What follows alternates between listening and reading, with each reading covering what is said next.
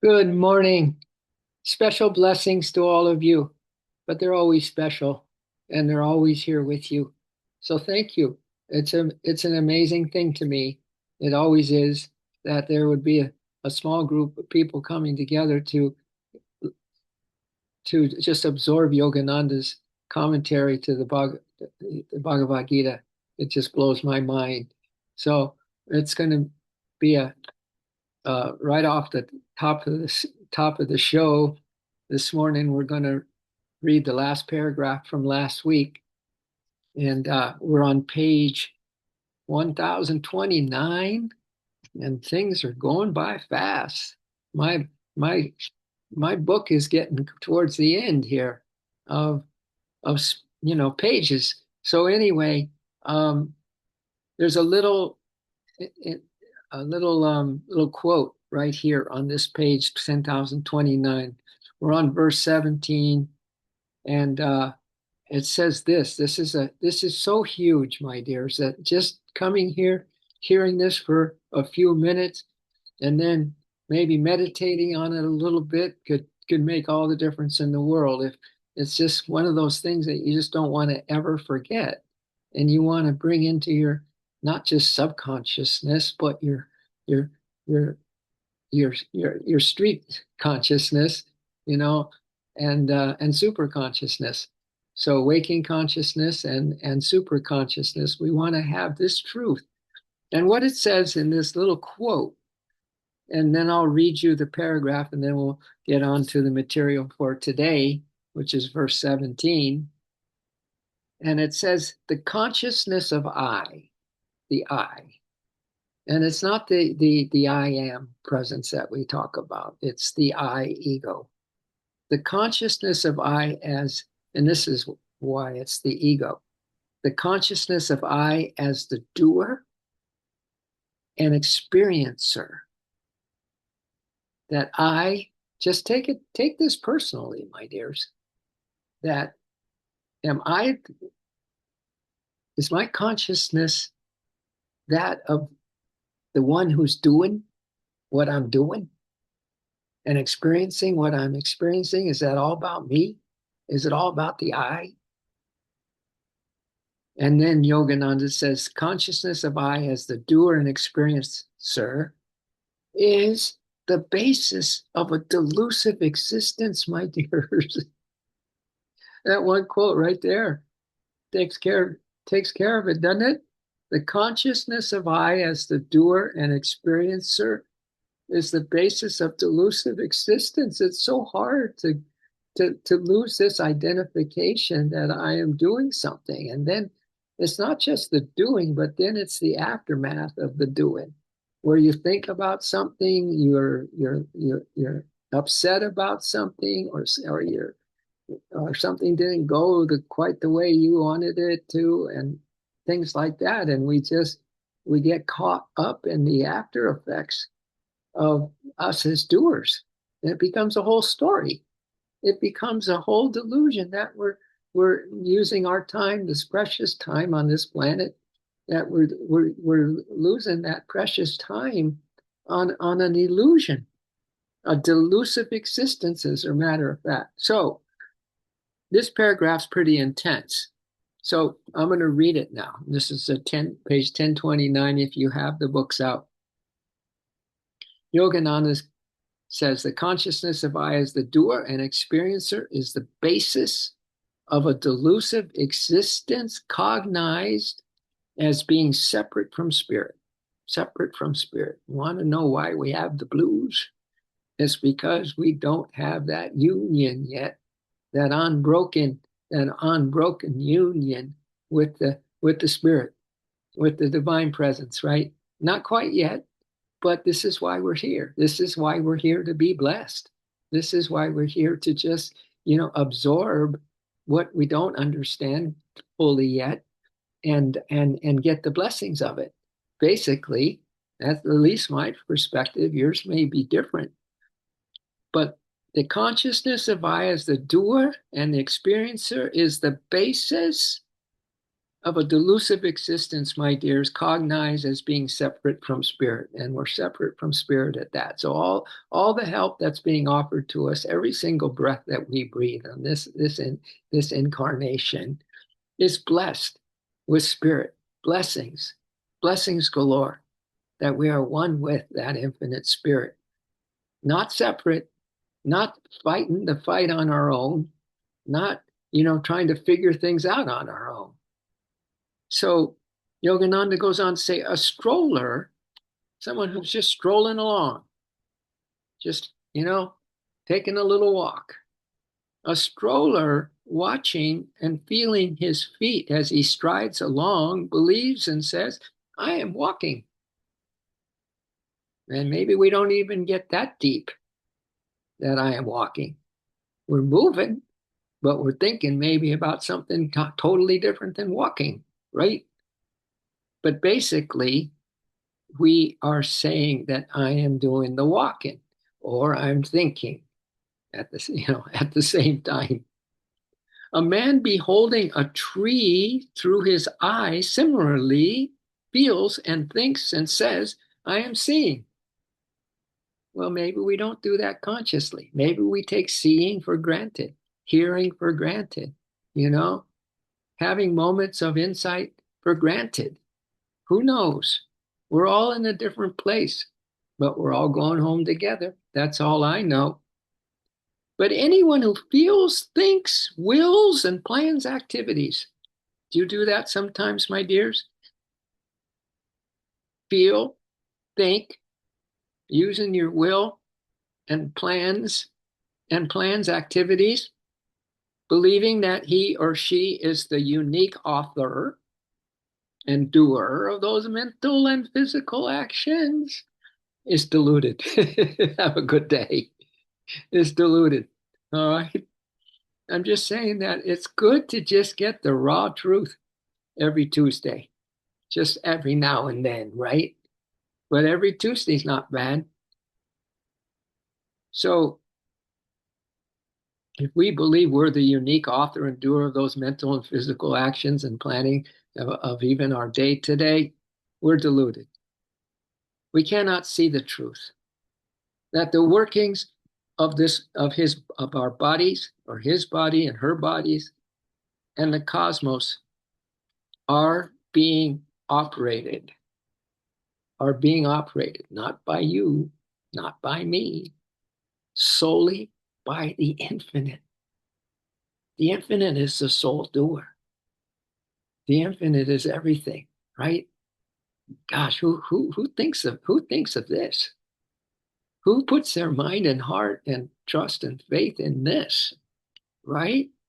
That the workings of our body and the cosmos are being operated solely by the infinite. I think we just got to um, let God do the doing. We just got to let the infinite have its way. We don't need to get in the way of the infinite, I don't think. Let's get out of the way of the way, right? And let the infinite do its beautiful, unfoldings of the magnificence of this existence, of this how special it is that you and I even have one iota, one drop of a desire to know the truth. Even just one iota of wanting to know the truth is a major, blessing, my dears. It's huge. It's something to celebrate every minute, every breath of the rest of this existence. So Yogananda goes on to say, the wise yogi and the wise yogini, that means you, Narayan, Mary, Alex, welcome back. Missed you last week, but we always think of you. You're always here. Lisa and Jim Clark and Denny, always beautiful to have you aboard. And from the Washington state itself, we have Brooke, we have Rainbow. That's what I called her in one workshop that we did in Flagstaff long ago. She called me Spirit Soul. So we like that identity. I'm Spirit Soul and she's Rainbow. So welcome, welcome. Thank you for your presence. Thank you for your light, my dears. Thank you for coming and joining the group. And then, the nice thing is that we can we can just let whatever we feel in this stream this morning, or what you hear, what motivates you, what brings you some solace, what brings you some awareness, bring you some some more faith and trust in the infinite that is doing the doing, right? You can share it with the world. We can share just being here, the blessings of being here with the world. That there is just a small group right now, in on the West Coast, 7 a.m.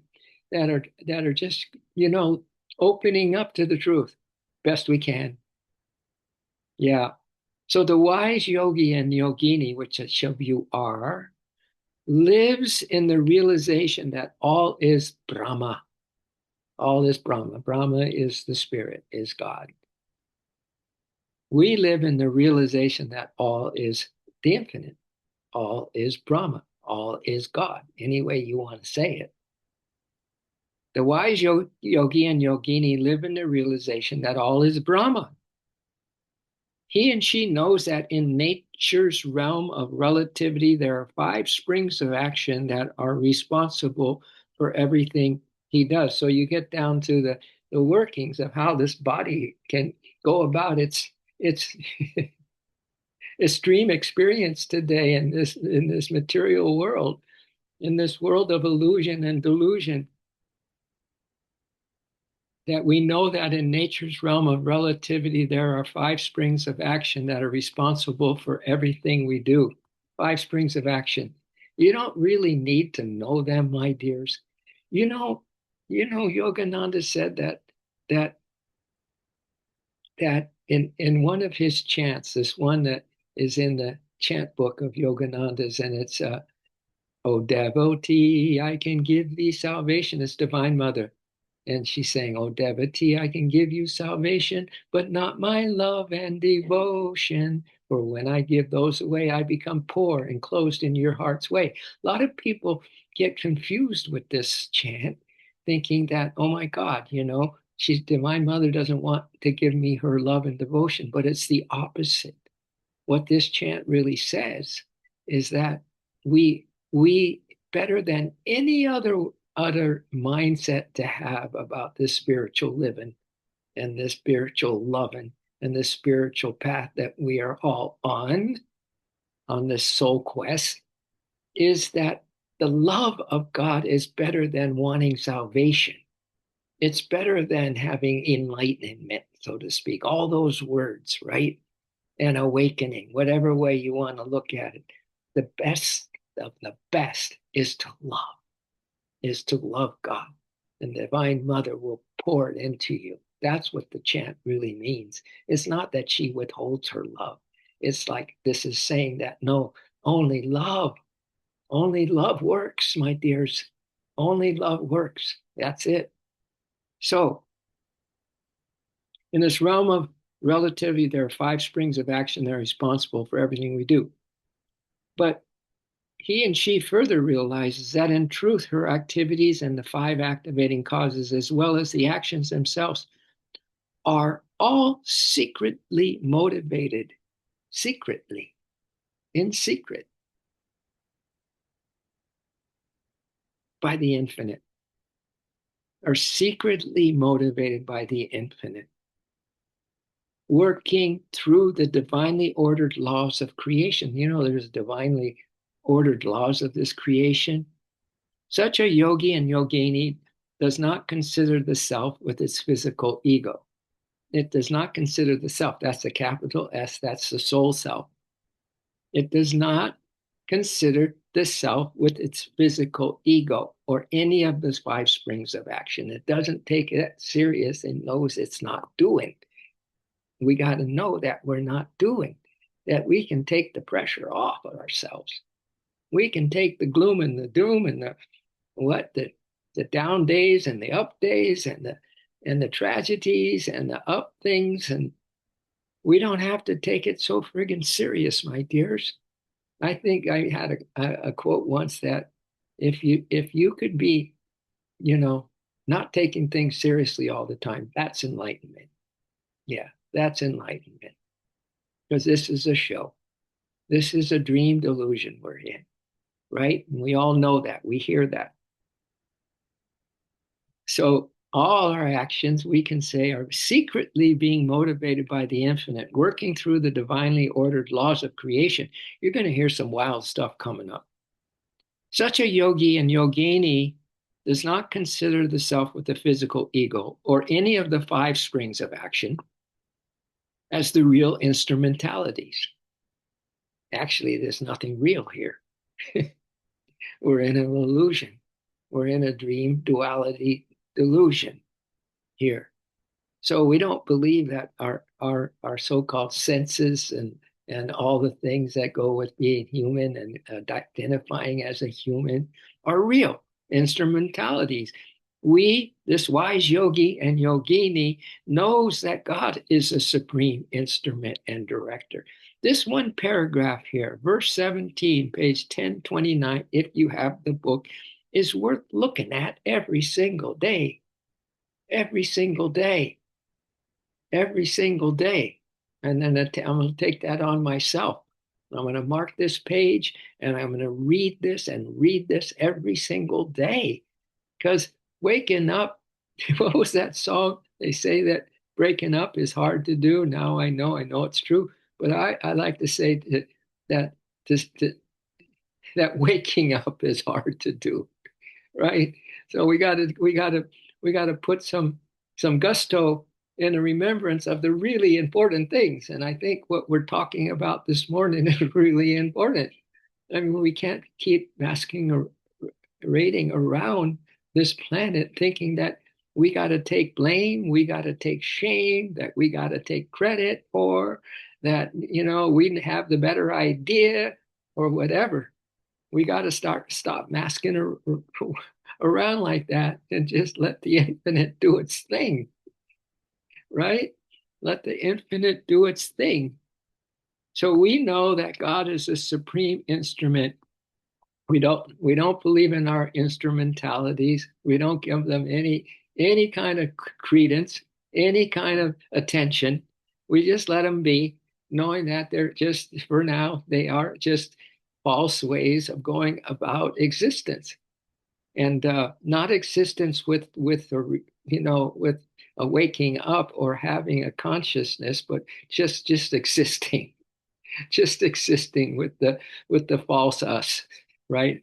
Barely surviving the tumult, the tumult of physical life, barely surviving. So we know that God is a supreme instrument and director without which empowerment,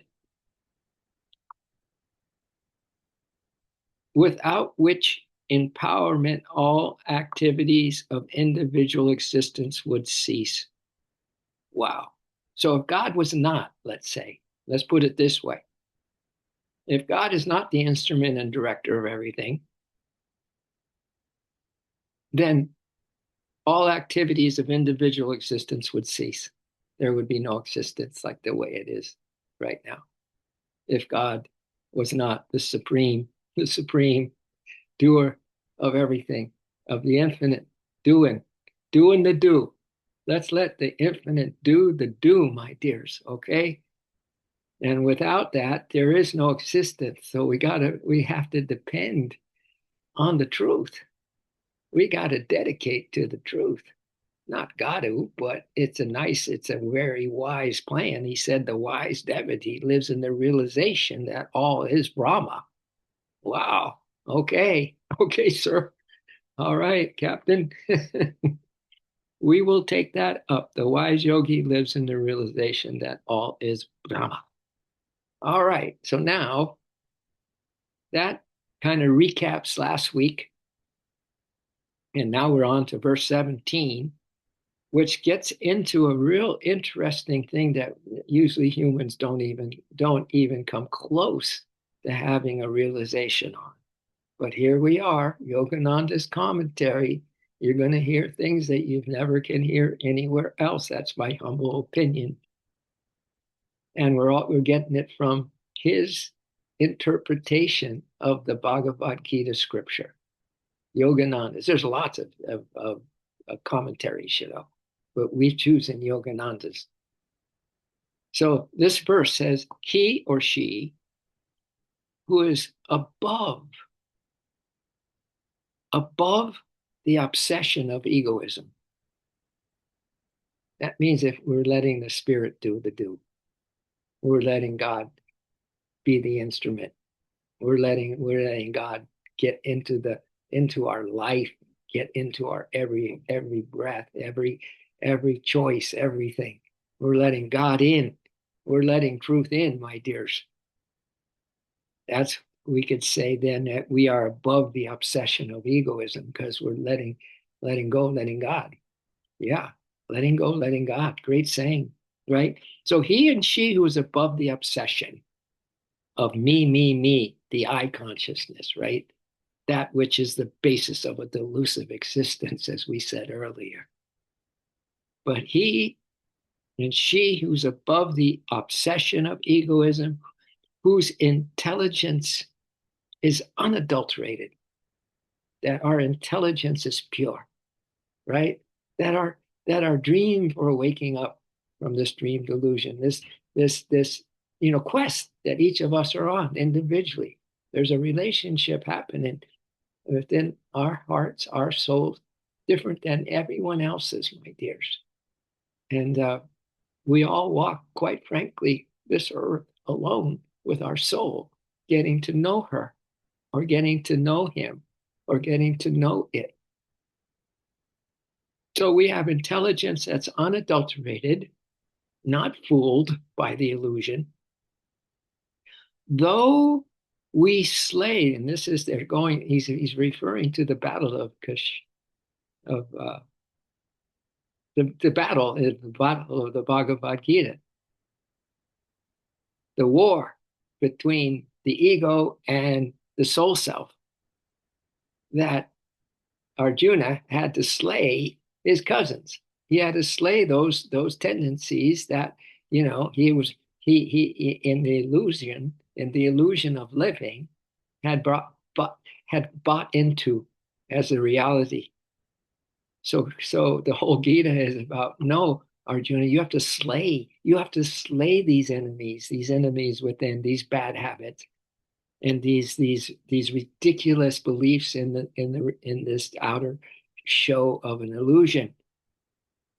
Even even though even though we he slays these people, even though he slays these cousins in the Bhagavad Gita, these habits, he kills them off.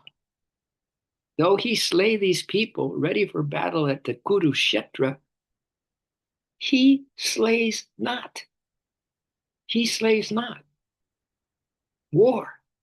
These soldiers that have faith in God and have trust in a higher power do not get any kind of karma for killing in the battle. No. Though he slay these people ready for battle at Kurukshetra, he slays not. Neither is he bound by such act.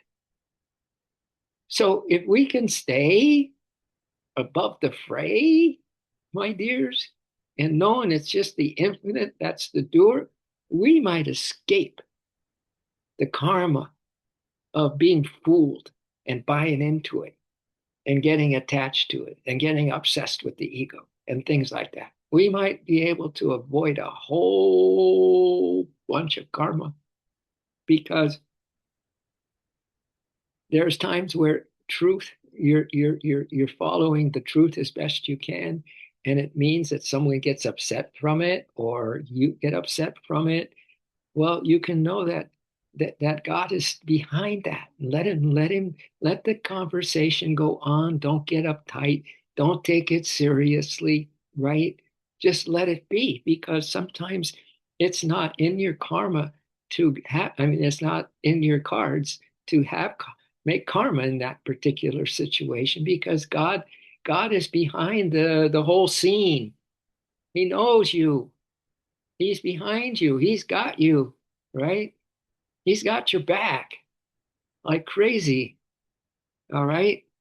So incredible verse, isn't it? In this chapter. 17, verse 17. OMG, and you'd find everyone's commentary different than what Yogananda just said.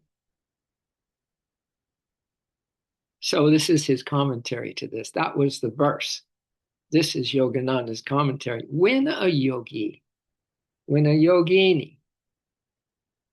dissolves her or his body identified ego consciousness, dissolves. That we dissolve this thing that is caught and trapped for so many incarnations, dears, you don't even want to know, right? When a yogi and yogini finally dissolve her or his body identified ego. Wow. Big message this morning, ain't it? And we're very fortunate that we're here listening, that you made it here, that you didn't sleep in. Whatever. Good job. Good job, my yogis and yoginis. Good job. When a yogi dissolves her or his body identified ego consciousness in the realization, when we dissolve this ego, right? It's just the false soul. It's just the pseudo soul, Yogananda says. It's a pseudo soul, right? Pretending to be the master of you, right? The enlightened one. No. So when we can dissolve all of that from lifetimes and really, really make some headway in this lifetime, oh my gosh, you'd say that this is the most important incarnation you've ever had and are in right now. We listen to this. Uh-oh, no Hap, I'm not going to let you out. So we have a water heater guy coming in. So if you hear some barking in the back, that's Hope. I'm going to leave Hap on the bed. Stay, Hap. It's okay. So listen, my dears, let me finish this sentence. When a yogi dissolves her body identified ego consciousness in the realization of his true self, and of his soul's unity. Unity, remember the separation anxiety that we have here? The feeling split identity that we have here? No, when we have that dissolution going on of identification of the ego consciousness instead we have the realization of our true self and the soul's unity in spirit. We see all the activities of our body, senses, mind, and intelligence as guided not by us.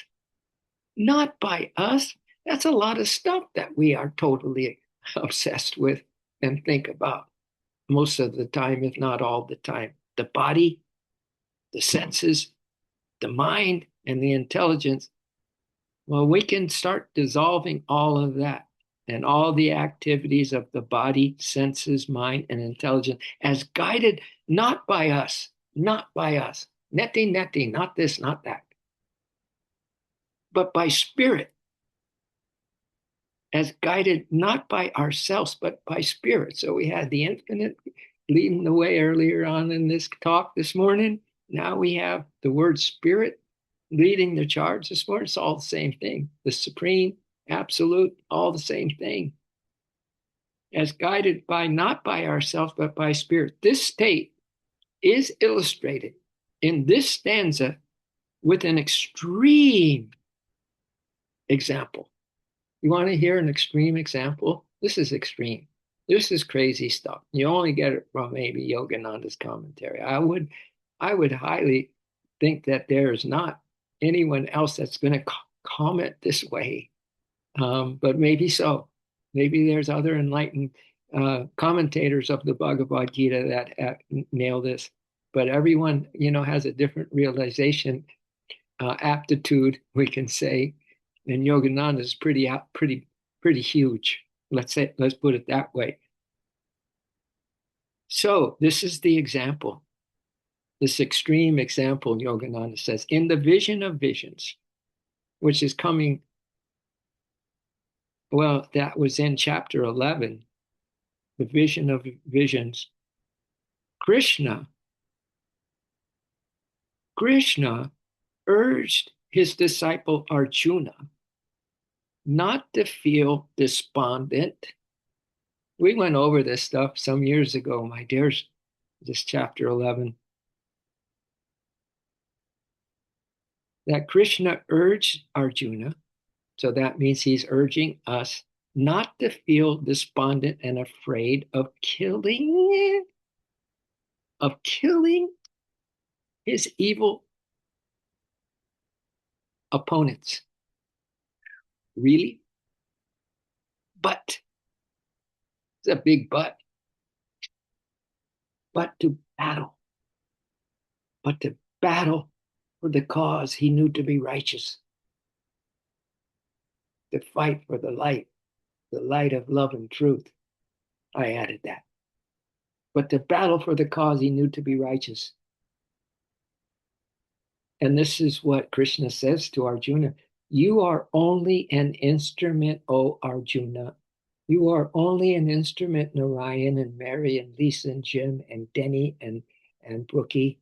You are only an instrument of my karmic law of cause and effect.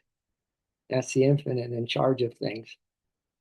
You are only an instrument, my dears, of my karmic law of cause and effect by which men and women individually and collectively.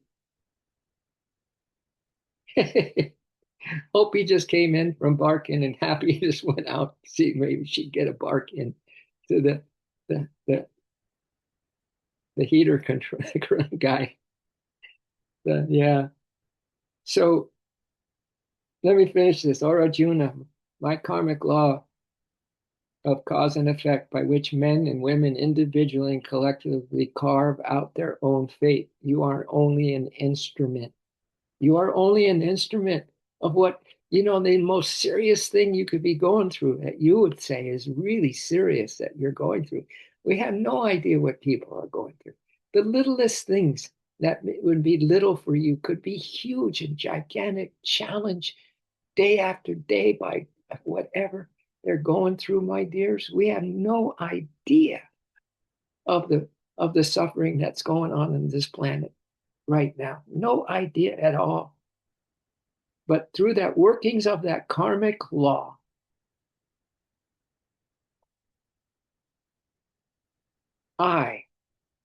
this is Krishna saying, by the workings of that karmic law, as its originator, have already slain your foes. What? You guys got some issues? You got some demons? You got some troubles with some habits and whatever, my dears? Well, guess who will take care of that? Guess who will slay that? Not you. Again, we're thinking we got to do that, right? No, no, it's already the originator of the karmic law. Spirit has already slain your foes.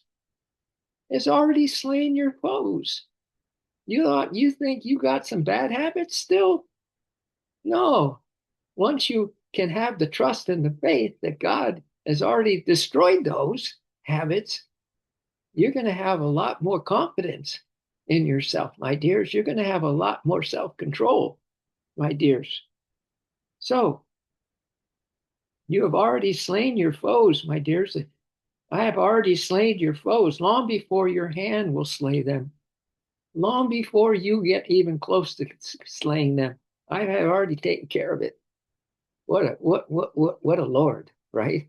What if you want to put someone in charge of your life? I think we just found it. I think we just have a great remembrance of this right now going on.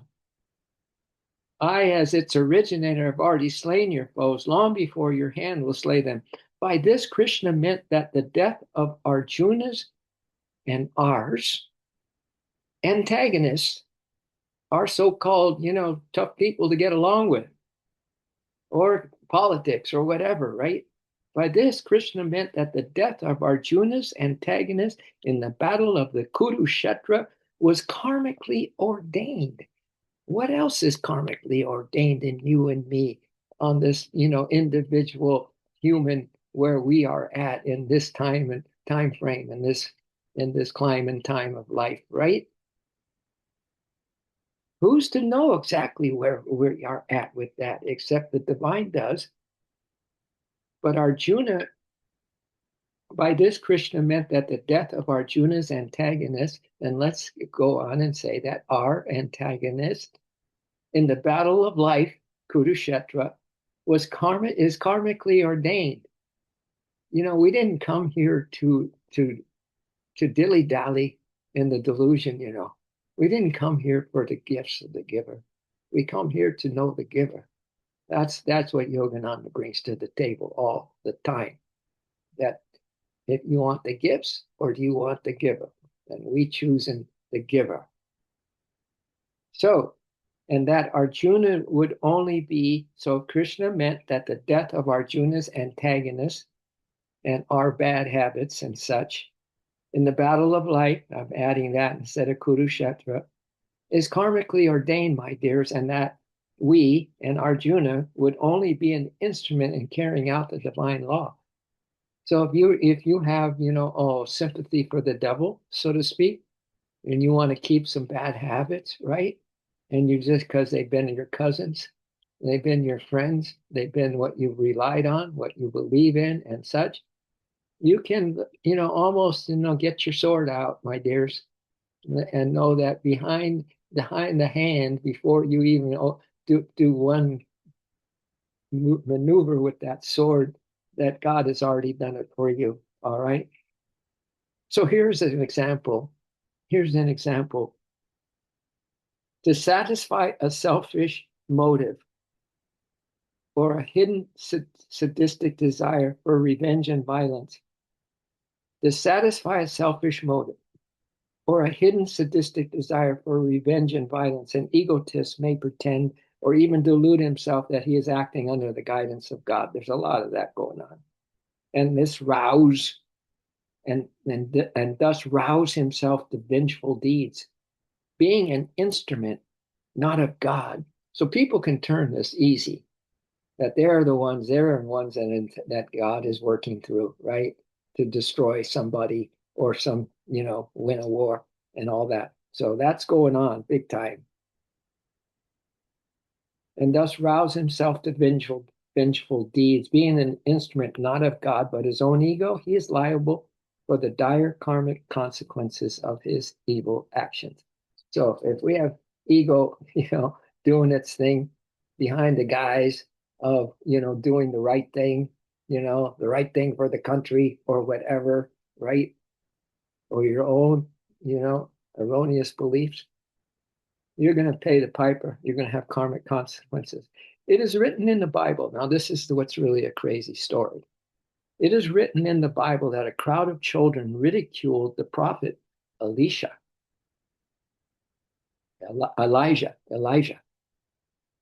a crowd of children ridiculed the prophet Elijah. He then cursed them in the name of the Lord, and there came forth two she-bears out of the wood and tore all those 40 children apart.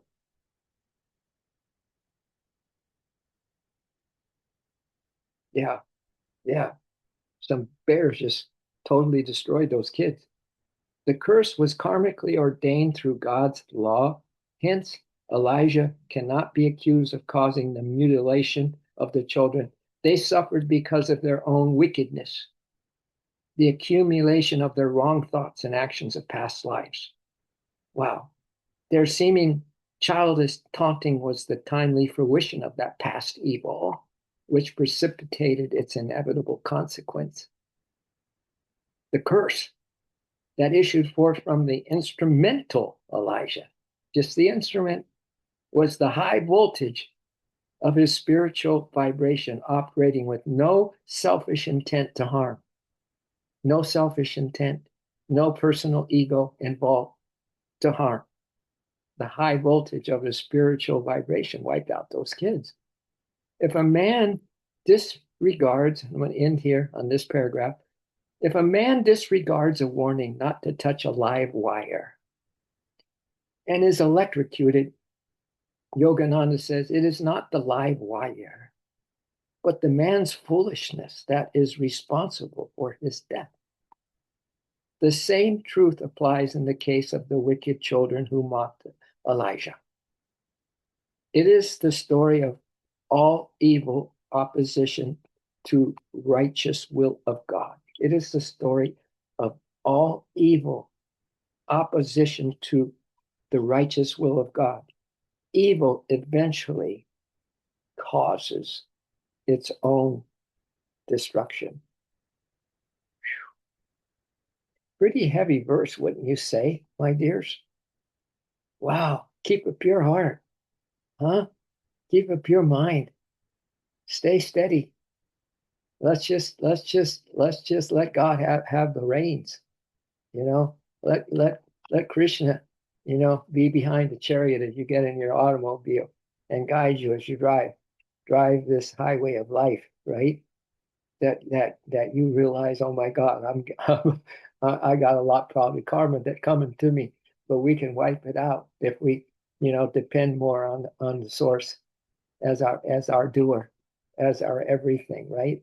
So good message this morning, would you say, everybody? I'm thinking that, yeah, this is a good one. But when was there not a good one, right? So thank you for your listening. Thank you for your absorbing as best you can. Thank you. Thank you for your presence. That's the most beautiful thing of all. Narayan, Mary, Danny, Lisa, Jim, Brookie, thank you for your presence. Sending tons of love from Bellingham. Thank you, Spirit Soul. It's always a good one. Yeah. All right. Thank you, my dears. I'm gonna get ready to do the next thing. And but we really have a lot to contemplate today, don't we? We have a lot to just let in with breath. You don't have to do it. Don't do it. Don't do it. Don't do it yourself. Just talk to God and just bring that love into the picture. Just bring your love into the picture and talk to God about this, what you heard this morning, right? And just let God ease in, grace and ease. Let it ease in this morning, okay?